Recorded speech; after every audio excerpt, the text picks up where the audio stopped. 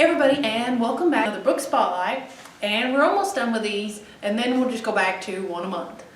But today we're going to be talking about the story of Dr. Doolittle. I'm sure that you have probably heard or seen something about some Dr. Doolittle movie in time, either the old one that was actually a musical from long ago, or the whole big series that Eddie Murphy done, which me and Sherilyn are familiar with, and then the newer one that came out last year? Year before last? Yeah, last year. Okay, last year, starring Robert Downey Jr. And we have at least that Dr. Doolittle movie, but now we also have the first book in the series that actually started it all. And it's definitely, if you've ever watched the if you've ever watched Eddie Murphy movies, it's definitely very different than those, because it takes place in England and lots of fictional places all over the world. But anyways, I'm going to try to adopt a probably really bad British accent to read the back cover of this in the first 5 paragraphs. So enjoy my terrible accent. Here we go. Charlotte, help me think British thoughts. Hello, Governor. Hello, Governor. Tea and crumpets. Can I get a crumpet? I'll get a crumpet. Okay. Wait. What does that go?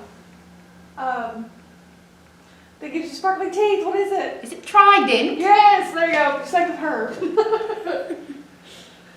Dr. Doolittle has filled. There you go. Dr. Doolittle has filled his house with so many of his animal friends that his people patients can bear it no longer.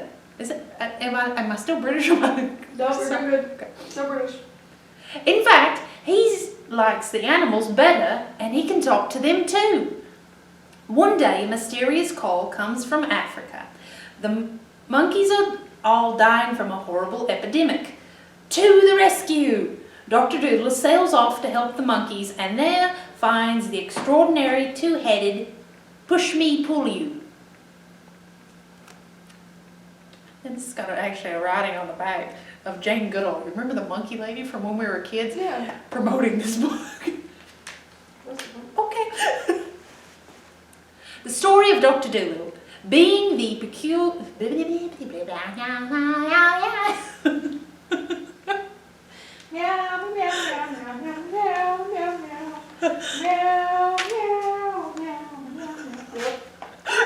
I mean, it is animal related.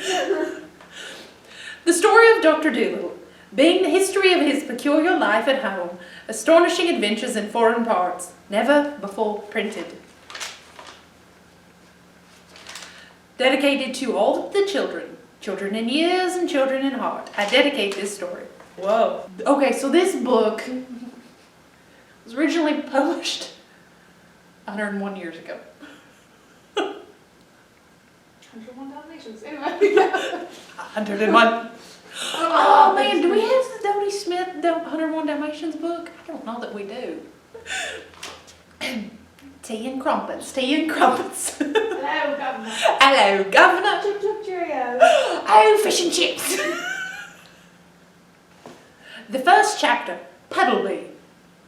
Once upon a time, many years ago, when our grandfathers were little children, there was a doctor, and his name was Doolittle.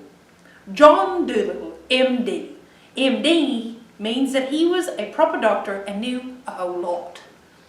He lived in a town called Puddleby on the marsh. All the folks, young and old, knew him well by sight, and whenever he walked down the street in his high hat, everyone would say, "There goes the doctor, he's a clever man."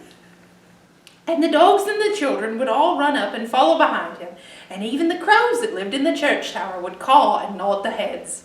Ah! The house he lived in on the edge of town was quite small, but his garden was very large and had a wide lawn and stone seats and weeping willows hanging over. His sister, Sarah Doolittle, was housekeeper for him, but the doctor looked after the garden himself. He was very fond of animals and kept many kinds of pets. Besides the goldfish in the pond at the bottom of his garden, he had rabbits in the pantry, white mice in his piano, a squirrel in the linen closet, and a hedgehog in the cellar. He had a cow with a calf too, and an old lame horse, 25 years of age, and chickens and pigeons and 2 lambs and many other animals. But his favorite pets were Dab Dab the duck, Quack. Jip the dog, Gub Gub the baby pig, Polynesia the parrot, Howie my quacker. and Owl Tutu. Woo. His sister used to grumble about all these animals and said that they made the house untidy. And one day when an old lady with rheumatism came to see the doctor, she sat on the hedgehog, who was sleeping on the sofa, and never came to see him anymore. The lady, not the hedgehog. But drove every Saturday all the way to Oxenthorpe, another town 10 miles, to see a different doctor. So that is the first 5 paragraphs. Aww. I kind of wanted to read more. Me too. Sherilyn, Yes. should I read the whole first chapter? It's not That's what I do. much I more. mean, it's that long. I just do it. We're going to read more on this Forget. because me and Sherilyn are enjoying Summer it. reading. Then his sister, Sarah Doolittle, came to him and said, John, how can you expect sick people to come and see you when you keep all these animals in the house? It's a fine doctor would have his parlour full of hedgehogs and mice. that's the 4th person these animals have driven away. Squire Jenkins and the parsons say they wouldn't come near your house again, no matter how sick they are. We are getting poorer every day, and you, if you go on like this, none of the best people will have you for a doctor.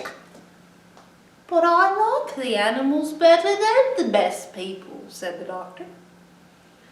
You are ridiculous, said his sister, and walked out of the room. So as time went on, the doctor got more and more animals, and the people who came to see him got less and less, till at last he had no one left, except the cat's meats man, who didn't mind any kind of animals. But the cat's meats man wasn't very rich, and he only got sick once a year, at Christmas time. 6 pence a year wasn't enough to live on, even in those days, long ago. And if the doctor hadn't had some money saved up in his money box, no one knows what would have happened. And he kept on still getting more and more pets. And of course, it cost a lot to feed them. And the money he had saved up grew littler and littler. Then he sold his piano and let the mice live in the bureau drawer. But the money he got for that too began to go. So he sold the brown suit he wore on Sundays and went on becoming poorer and poorer. And now, when he walked down the street in his high hat, people would say to one another, There goes John Doolittle, MD. There was a time when he was the best-known doctor in the West Country. Look at him now. he hasn't any money and his stockings are full of holes. But the dogs and the cats and the children still ran up and followed him through the town, the same as they had done when he was very rich. So that is actually the first chapter of the story of Dr. Doolittle. And we have this in the classic section if you're interested in checking it out. And if you use our online resource of Libby or Kentucky Libraries Unbound, whatever you call it, there is actually, I think, an ebook version of this, but also an e-audio, which is very entertaining because they do different voices better than I did, but it's entertaining. And he goes on to cure a horse that can't see. He gives him a pair of specially made glasses. Like it mentioned on the back, he saves the monkeys. All sorts of just funny, entertaining journeys. So that's it for today.